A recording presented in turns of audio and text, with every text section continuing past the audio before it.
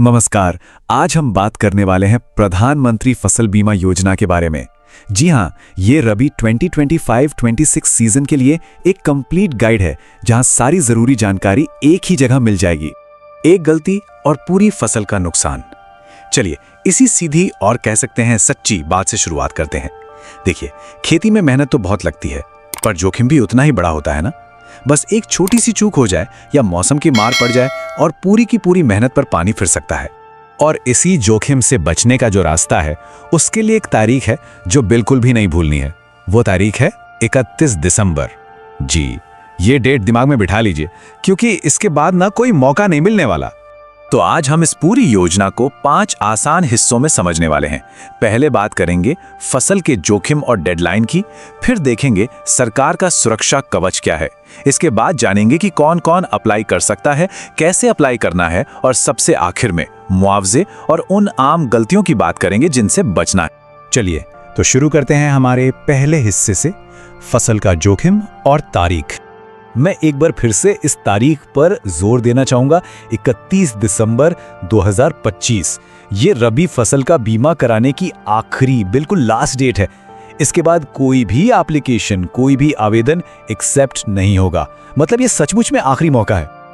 अच्छा, तो अब जब प्रॉब्लम और डेडलाइन दोनों पता चल गई हैं, तो अब आते हैं इसके सॉल्यूशन पर। सरकार ने किसानों के लिए एक तरह का सेफ्टी शील्ड, एक सुरक्षा कवच तैयार किया है, और यही है हमारा अगला सेक्शन। और ये सुरक्षा कवच और कुछ नहीं बल्कि प्रधानमंत्री फसल बीमा योजना है। अब ये है क्या? बहुत सीधे शब्दों में समझें तो ये एक सरकारी स्कीम है। अगर ओले पड़ गए, सूखा आ गया, बाढ़ आ गई या कीड़े मकोड़ों ने हमला कर दिया, मतलब किसी भी कुदरती आफत से फसल बर्बाद होती है, तो किसानों को सीधा पैसा, सीधा मुआवजा मिलता है। इस स्कीम का जो सबसे बड़ा वादा है ना, वो बहुत सीधा सा है। फसल बर्बाद हो जाए कोई बात नहीं, पर किसान बर्बाद नहीं होना चाहिए। और यही इस योजना का सबसे बड़ा, सबसे जरूरी मकसद है। चलिए आप थोड़ा और डिटेल में जाते हैं और देखते हैं कि ये स्कीम आखिर काम कैसे करती है। इस सेक्शन में हम 3 सबसे जरूरी सवालों के जवाब ढूंढेंगे। कौन अप्लाई कर सकता है, पैसा कितना लगेगा, और कौन कौन सी फसलें इसके दायरे में आती हैं। तो पहला सवाल, अप्लाई कौन कर सकता है? और यहाँ एक बहुत अच्छी खबर है, ये योजना सबके लिए है। मतलब चाहे कोई छोटा किसान हो या बड़ा, किसी ने कर्ज लिया हो या न लिया हो, अरे यहाँ तक कि अगर जमीन अपनी है या फिर बटाई पर ली हुई है, हर किसान इसका फायदा उठा सकता है। अब आते हैं खर्चे पर, यानी लागत कितनी है।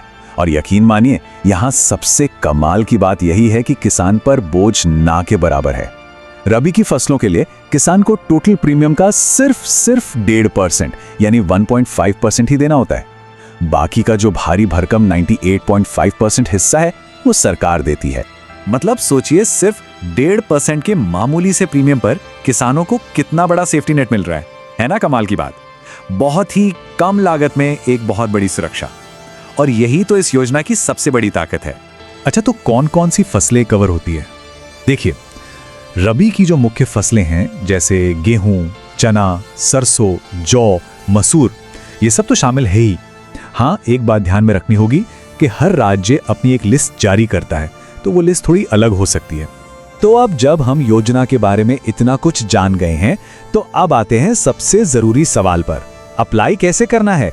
ये सेक्शन पूरी तरह से एप्लीकेशन प्रोसेस पर ही है। ऑनलाइन प्रोसेस तो बहुत ही सिंपल है। सबसे पहले PMFBY की ऑफिशियल वेबसाइट पर जाना है।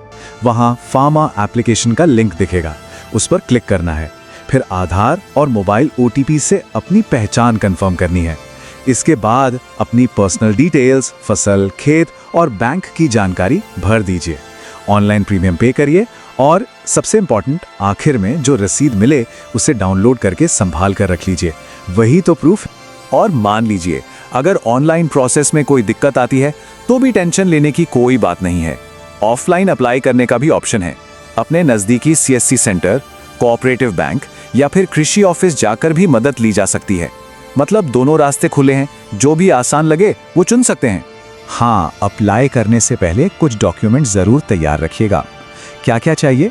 आधार कार्ड, बैंक की पासबुक, जमीन के कागजात, चाहे वो मालिकाना हक के हों या बटाई के, और फसल की बुआई से जुड़ी जानकारी। ये सब पहले से रेडी होगा ना, तो प्रोसेस एकदम मक्खन की तरह हो जाएगा। चलिए, अब हम पहुंच गए हैं अपने आखिरी हिस्से पर। यहाँ हम दो बहुत जरूरी बातें समझेंगे। एक, कि नुकसान होने पर मुआवजा मिलता कैसे है, और दूसरा, वो कौन सी कॉमन गलतियां हैं जिनसे हर हाल में बचना है। मुआवजा मिलने का जो प्रोसेस है वो भी काफी ट्रांसपेरेंट है। देखिए, अगर फसल को नुकसान होता है तो सबसे पहले सरकार एक सर्वे करवाती है। जैसे ही नुकसान ऑफिशियली वेरीफाई हो जाता है, मुआवजे का पैसा सीधा किसान के बैंक अकाउंट में ट्रांसफर कर दिया जाता है। और सबसे जरूरी बात, ये पूरा का पूरा प्रोसेस डायरेक्ट है। कोई एजेंट नहीं, कोई बिचौलिया नहीं, पैसा सीधा बैंक खाते में आता है। इससे पूरी ट्रांसपेरेंसी बनी रहती है। लेकिन इस योजना का पूरा फायदा उठाने के लिए कुछ गलतियों से बचना बहुत बहुत जरूरी है। कौन सी गलतियां? 1, 31 दिसंबर की डेडलाइन मिस करना। 2, अप्लाई करते समय गलत फसल चुन लेना।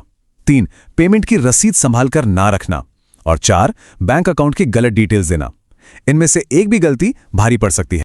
और आखिर में ये एक लाइन पूरी बात को बहुत खूबसूरती से समझाती है। मौसम किसी का इंतजार नहीं करता, ये तो हम सब जानते हैं। वो तो अनप्रेडिक्टेबल है, लेकिन इसी अनिश्चितता के बीच सरकार ने इस योजना के रूप में एक भरोसेमंद सुरक्षा जरूर दी है। तो आज के इस पूरी बातचीत के बाद हर किसान के लिए ये सवाल सोचना लाजमी है, क्या उनकी फसल इस मौसम में सुरक्षित है? अच्छी बात यह है कि इसका जवाब और इसकी सुरक्षा दोनों ही अब हर किसान के अपने हाथ में है।